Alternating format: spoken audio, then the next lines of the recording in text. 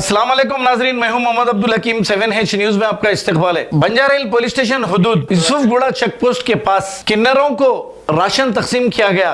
अब बेचारे ये किन्नर है तो क्या, ये भी इंसान है। और इसमें city police commissioner Anjani Kumar भी मौजूद थे। आइए देखते हैं हमारे नुमाइंदे अकरम की ये report. Hyderabad city police west zone के तरफ से ये सवेरा फंक्शन हॉल में ट्रांस कम्युनिटी के लिए essential ration item, essential safety precaution के लिए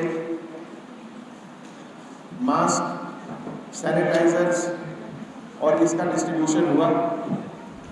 100 से ज़्यादा ट्रांस कम्युनिटी के लोग आए और हमारे joint CP AR Srinivas, ACP Banjara hill KS Rao, Banjara hill Jubilee hill police station के सभी ऑफिसर